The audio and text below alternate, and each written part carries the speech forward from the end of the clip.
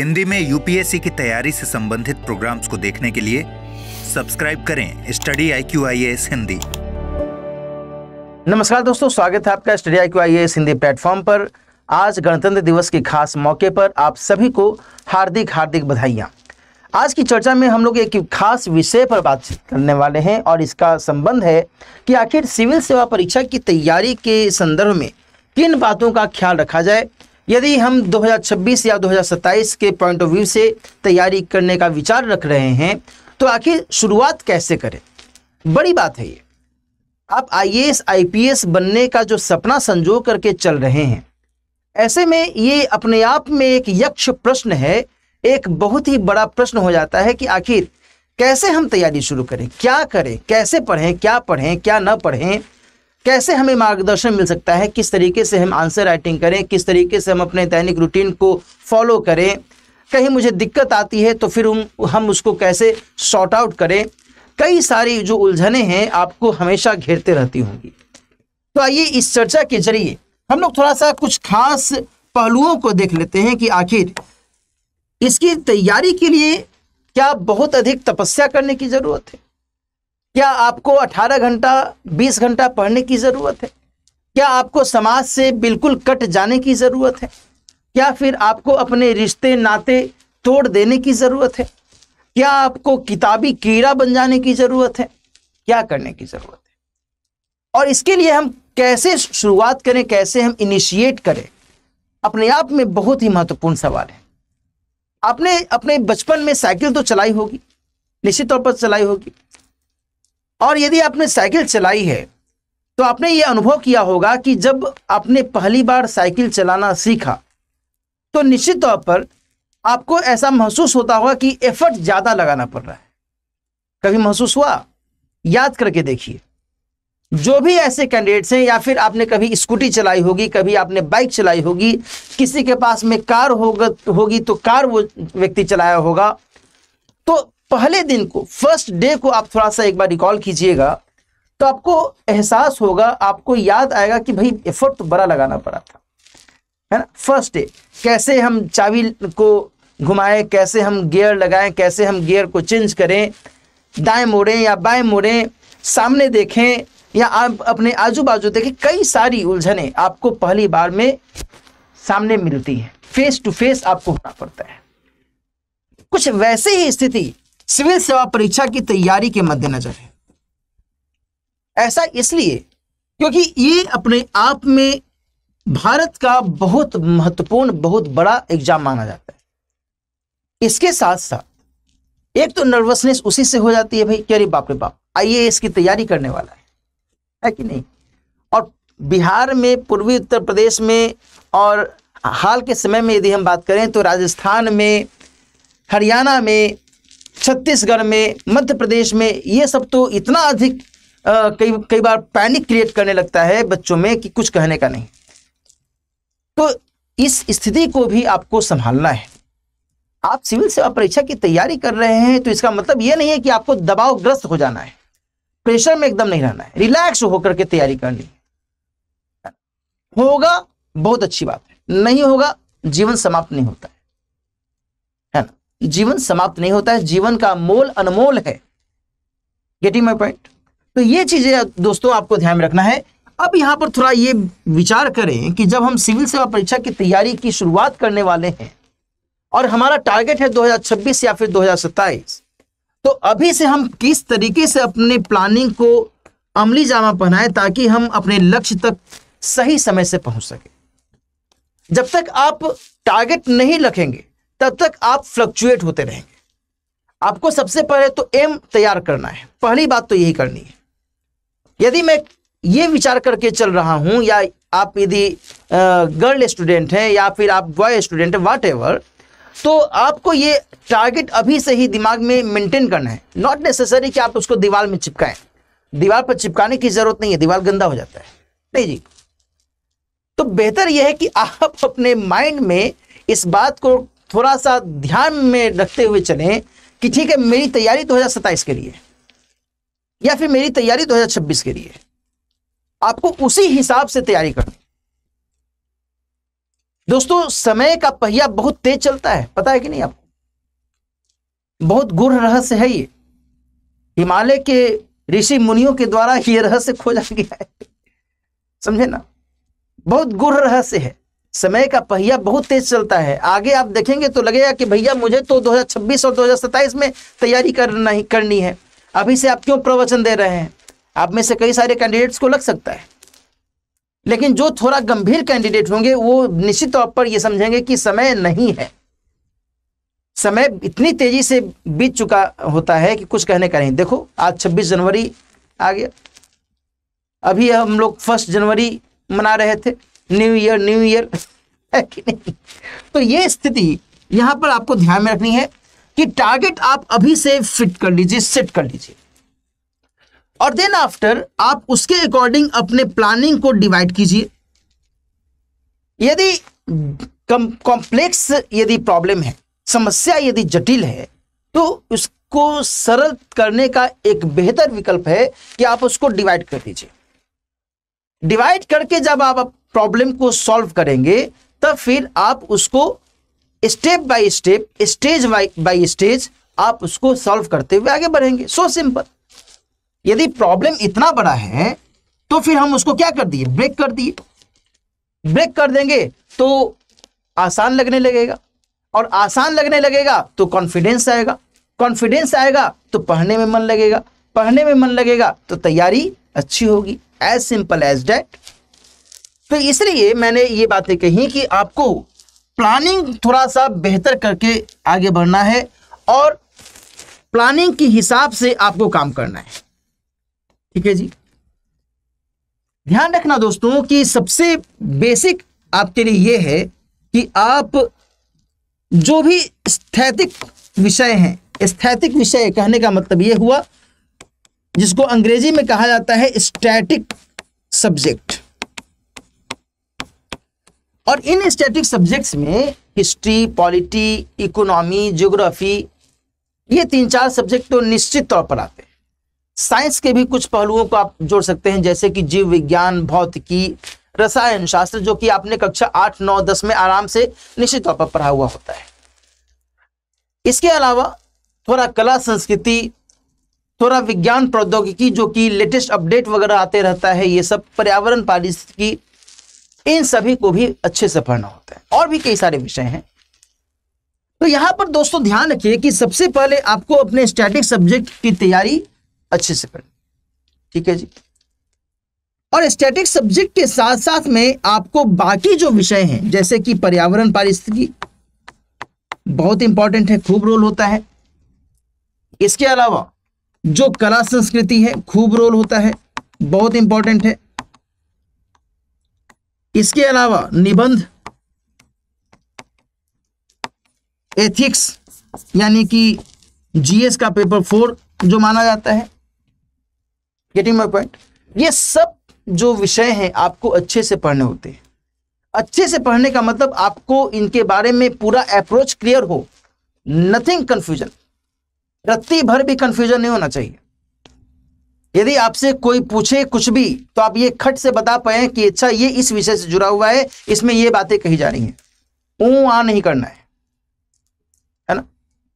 तो ये आपको इस हिसाब से लेकर के आगे बढ़ने की जरूरत है, तब आप सही ट्रैक पर आगे बढ़ते हुए और देन उसी तरीके से आप अभ्यास करेंगे, उसी तरीके से आप रिवाइज करेंगे, और देन फिर आप इस स्थिति में आ पाएंगे धीरे धीरे, ताकि आप परीक्षा में सफलता हासिल कर सकें। इसमें एक बहुत ही इंपॉर्टेंट फैक्टर यह है बच्चों कि आपको जो एक ऐच्छिक विषय है उसकी तैयारी भी करनी होती है, ऑप्शनल पेपर, और ये अपने आप में बहुत इंपॉर्टेंट होता है। मुख्य परीक्षा में इसका जो वेटेज है बहुत इंपॉर्टेंट है। 500 मार्क्स का ये पेपर होता है। 1750 मार्क्स में से 500 मार्क्स का पेपर ऐच्छिक विषय का होता है, समझिए। और 1000 मार्क्स का पेपर जीएस के 4 पेपर्स का होता है। जीएस का पेपर 1, 2, 3, 4, 250 मार्क्स में उसको डिवाइड किया जाता है। और एक जो निबंध वाला पेपर होता है वो इसमें बड़ी भूमिका निभाता है, 250 मार्क्स का।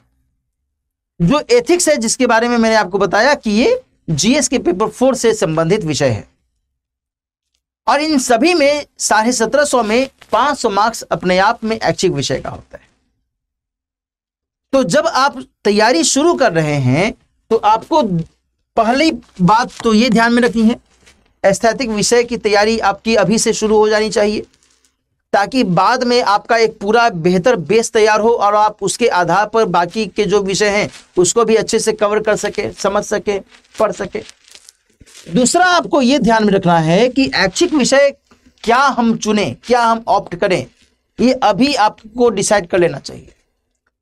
ऐसा नहीं कि पीटी के एग्जाम के पहले हम ऐच्छिक विषय डिसाइड कर रहे हैं, ये बेवकूफ़ी नहीं करनी। कई सारे विद्वान ऐसे बेवकूफ़ी करते हैं, लेकिन वो विद्वान है इसलिए बेवकूफ़ी करेंगे नहीं जी। तो आप विद्वान तो है नहीं, आप तो बहुत ही सामान्य से विद्यार्थी हैं, यही मानकर चलना है। ज़्यादा पीएचडी होल्डर मानकर चलिएगा तो दिक्कत हो जाएगी। आप पीएचडी होल्डर होंगे, यूपीएससी के लिए नहीं, यूपीएससी के लिए आप सामान्य विद्यार्थी हैं, है कि नहीं। या कहीं भी किसी भी आप विश्वविद्यालय से कोई भी डिग्री होल्डर हो, आईआईटीएन हो, आईआईएम से पढ़े हुए हों, जेएनयू, डीयू, व्हाटएवर, कहीं से भी आप पढ़े हुए हैं, कैम्ब्रिज और ऑक्सफोर्ड कहीं से भी पढ़े हुए हैं, यूपीएससी के लिए आप एक सामान्य विद्यार्थी हैं, क्योंकि आपको जो प्रश्न पुस्तिका दी जाएगी, आपको जो उत्तर पुस्तिका दी जाएगी, आपके लिए जो पाठ्यक्रम होगा ये वही होगा जो एक सामान्य सरकारी विद्यालय और सरकारी विश्वविद्यालय से पढ़ करके आए हुए बच्चों का होता है, सामान्य ग्रामीण क्षेत्र के बच्चों का होता है ना। तो आप जो भी हैं, आप हो सकता है कि ग्रामीण क्षेत्र से बिलोंग करते हो, आप हो सकता है कि बहुत ही बेहतर तरीके से आपने अच्छी से शिक्षा ग्रहण की हो, आप कोई भी हो सकते हैं, है ना। इतने सारे व्यूअर्स हैं, कोई भी हो सकते हैं। तो यूपीएससी के लिए सभी बराबर है, यूपीएससी की जो परीक्षा की परिपाटी है वो सभी के लिए इक्वल है। तो आप जिस भी सेक्शन से बिलोंग करते हैं, जिस भी क्षेत्र से बिलोंग करते हैं, जो भी आपका एजुकेशनल क्वालिफिकेशन है, doesn't matter before UPSC. UPSC के लिए केवल ये मैटर करता है कि उसने जो सवाल पूछा उसका जवाब मिला या नहीं मिला, that's it, final, full and final. तो आपको अपने ऐच्छिक विषय की तैयारी अभी से ही कर लेनी है, अपना ऐच्छिक विषय अभी से ही चूज कर लेना है ताकि आप बाद में इसको अच्छे से रिवाइज कर सके। जैसे कि यदि मैं कह रहा हूं कि भैया 2026 के लिए तैयारी करनी है, या फिर मैं कह रहा हूं कि 2027 के लिए तैयारी करनी है, तो इसका मतलब यह नहीं है कि अभी हम विचार करेंगे 8 महीना, नहीं, 1 सप्ताह 10 दिन के अंदर विचार कीजिए, क्लियर कीजिए कि मेरा ये सब्जेक्ट बेहतर है, मुझे इस सब्जेक्ट में आसानी है, मुझे ये सब्जेक्ट अच्छा लगता है। उसके आधार पर आप निर्णय लीजिए और देन फिर उस निर्णय पर कायम रहिए। ये 2 बातें आपको ध्यान में रखनी है। तीसरी बात जो आपको ध्यान में रखनी है तैयारी की शुरुआत के संदर्भ में, कि आपको ब्रीफ नोट्स यानी कि संक्षिप्त नोट्स बनाने की आदत डालनी है। संक्षिप्त नोट्स, अब ये कौन सी बला है? क्या छोटा छोटा पर्चा बनाना है? नहीं, ऐसा कुछ नहीं करना है, बल्कि आपको बुलेट पॉइंट्स,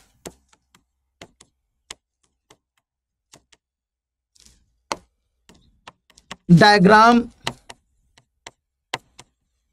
है ना, मैप यानी मानचित्र, मैप को हिंदी में मानचित्र ही तो कहते भैया, भैया दीदी जो भी हैं, तो मैप यानी मानचित्र, ये सब आपको इस्तेमाल लाना है अपने संक्षिप्त नोट्स में। इस तरीके से आपको बनाना है। हालांकि शुरुआत में आपको थोड़ा सा टफ लगेगा, शुरुआत में लगेगा कि पूरी कहानी ही हम लिख दें, हो सकता है, इट में भी, मैं उससे इनकार नहीं करता, लेकिन कोशिश करनी है कि सेकेंड या थर्ड जब आप नोट्स बनाएं तो फिर आपका नोट्स एकदम संक्षिप्त हो जाए, ठीक है ना। शुरुआत लेकिन इसी को ध्यान में रखते हुए करनी है, शुरुआत इसी को ध्यान में रखना है। जो आपको पता है वो लिखने की जरूरत नहीं है, वो आपको पता है भाई भारत की राजधानी नई दिल्ली है तो है, अब इसको लिखने की क्या जरूरत है कि भारत की राजधानी नई दिल्ली है। Getting my point? सिंधु नदी कहां से निकलती है, गंगा नदी कहां से निकलती है, ये लिखने की क्या जरूरत है? लिखने की यह जरूरत है कि गंगा के बाएं तट की नदियां कौन है, उसकी सहायक नदियां, और गंगा के दाएं तट की सहायक नदियां कौन है, ये लिखने की जरूरत है। गंगा किन किन राज्यों से होते हुए गुजरते हुए और देन फिर बंगाल की खाड़ी में गिरती है, ये आपको ध्यान में रखना है। कौन सा खनिज संसाधन किस क्षेत्र में पाया जाता है, ये आपको ध्यान में रखना है ना। ये नहीं आपको ध्यान में रखना है कि इसकी राजधानी ये है तो बंगाल की खाड़ी भारत के पूरब में है तो अरब सागर भारत के पश्चिम में है। ये याद रखने की क्या जरूरत है, ये लिखने की क्या जरूरत है, ये तो आपको है ही पता। कॉमन सेंस तो इतना होगा ही ना।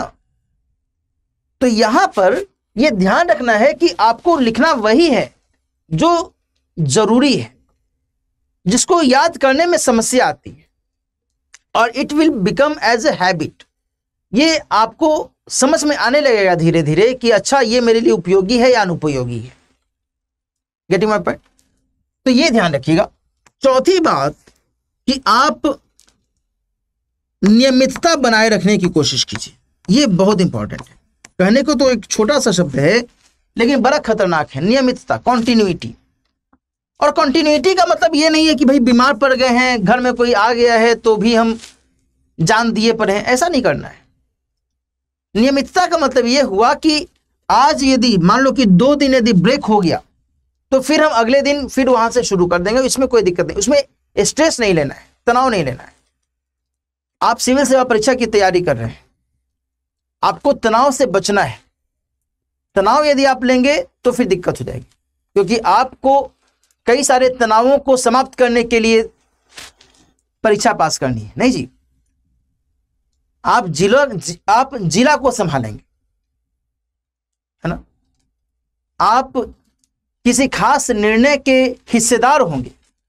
आप यदि तनाव लीजिएगा तो कैसे काम चलेगा। और ऐसा भी नहीं सोचना है कि कोई काम नहीं हो सकता है। आसानी से हो सकता है यदि उसको हम बेहतर तरीके से अंजाम दें, ठीक है ना। इन बातों का केवल आपको ध्यान रखना। तो ये 3-4 ऐसे पॉइंट्स हैं मेरे दोस्तों जो आप अभी शुरुआती फेज में, इनिशियल स्टेज में अपना सकते हैं और अपने प्लानिंग को आगे बढ़ाते हुए चल सकते हैं। जहां तक बात आती है कि आखिर हम किस तरीके से विषयों को सिलसिलेवार तरीके से पढ़ें, कैसे हम अभ्यास करें, कैसे हम नोट्स को रिवाइज करें, कैसे हम अपना आंसर यदि लिखें तो कैसे हम किसको हम चेक कराएं, क्या करें। तो दोस्तों इन्हीं बातों को मद्देनजर रखते हुए एक बहुत ही खास बैच की शुरुआत की जा रही है कल से, यानी कि 27 जनवरी से सुबह में 8 बजे से। यदि आपको लगता है कि नहीं अभी मुझे बेहतर तरीके से पढ़ाई करनी है, जीएस के संपूर्ण पाठ्यक्रम को कवर करना है, पीटी मेंस को लेकर के जो जीएस में कंफ्यूजन है, इतना बड़ा पाठ्यक्रम है, उसको हम कैसे हैंडल करेंगे, तो इसके लिए ये बैच आपके लिए बहुत अधिक उपयोगी है। राइट नाउ रिपब्लिक डे के खास मौके पर ये सेल चल रहा है। एक खास ऑफर आपको दिया जा रहा है, डिस्काउंट आपको दिया जा रहा है इस खास दिवस पर, और ये कल तक ही अवेलेबल है ना। आप इस कोर्स को यदि आप ज्वाइन करना चाहते हैं तो दिलीप लाइव कोड का इस्तेमाल कीजिए। 2026 को यदि आप टारगेट करके तैयारी करना चाहते हैं तो आप 26,999 रुपए में इस बैच से जुड़ सकते हैं। यदि आपको लगता है कि नहीं मुझे और बेहतर तरीके से और विस्तार से तैयारी करनी है, अभी मेरे पास में समय है, अभी हमारी उम्र इतनी नहीं ज़्यादा हो गई है कि मुझे 2026 में ही अटेम्प्ट देना बाध्यकारी हो गया है, तो फिर आप आराम से 2027 के लिए इस बैच को ज्वाइन कीजिए। 32,999 रुपए में अभी आप इसमें एडमिशन ले सकते हैं। यदि आप इस बैच से जुड़ना चाहते हैं तो जल्द से जल्द स्टडी IQ IAS के प्लेटफॉर्म पर जाइए, उसके ऐप को आप विजिट कीजिए और इसके जरिए आपको इसके बारे में और भी जो विस्तार से जानकारियां हैं वो मिल जाएंगी। ध्यान रखिएगा, दिलीप लाइव कोड का आप इस्तेमाल कीजिएगा, तभी आपको मैक्सिमम डिस्काउंट मिलेगा और इसके आधार पर आप एडमिशन ले सकते हैं। ठीक है, ये एक महत्वपूर्ण सूचना है। जो भी विद्यार्थी इच्छुक है कि नहीं मुझे बेहतर तरीके से तैयारी करनी है, एक अच्छा मार्गदर्शन हमें शुरू से चाहिए। कई बार बच्चों में ये भी रहता है कि भाई एक होता है ना कि भाई पिछली रोटी खाने का शौक होता है कई बार लोगों को, जबकि सब कुछ समाप्त हो चुका होता है, समय बर्बाद हो चुका होता है, मेहनत बर्बाद हो चुकी होती है, तब जाकर के बुद्धि खुलती है कि काश। ये आपको तय करना है कि क्या निर्णय लें, कोई जोर जबरदस्ती नहीं है। यूपीएससी किसी को कॉलर पकड़ करके तैयारी नहीं करवा रही है। यूपीएससी हर साल नियमित तौर पर फॉर्म निकालती है और नियमित तौर पर वो एग्जामिनेशन कंडक्ट करवाती है और उसी हिसाब से सिलेक्शन होता है। ये आपको तय करना है कि आप क्या इस तैयारी के लिए कमिटेड हैं, प्रतिबद्ध हैं। क्या आप अपने आप को इस लायक समझते हैं कि इस परीक्षा में सफलता पाएं? ये आपके अपने विश्वास पर डिपेंड करता है ना। तो इन्हीं शुभकामनाओं के साथ फिर से आप सभी को गणतंत्र दिवस की हार्दिक बधाई। और यदि आप इसमें एडमिशन लेना चाहते हैं तो StudyIQ के वेबसाइट और ऐप को विजिट कीजिए। इसके अलावा दोस्तों, यदि इस पार्टिकुलर कंटेक्स्ट में कोई भी आपका सवाल हो, कोई भी आपकी क्वेरी हो, या फिर किसी भी स्तर की आपकी अदरवाइज कोई भी क्वेरी हो परीक्षा को लेकर के, पढ़ाई को लेकर के, तो फिर आप मुझसे इस मेल आईडी के जरिए जुड़ सकते हैं। मेरा मेल आईडी है dilip.kumar@studyiq.com। इसके जरिए आप मुझसे जुड़ सकते हैं, ठीक है ना। मिलते हैं फिर, अपना ख्याल रखिए, ऑल द बेस्ट। हिंदी में यूपीएससी की तैयारी से संबंधित प्रोग्राम्स को देखने के लिए सब्सक्राइब करें StudyIQ IAS हिंदी।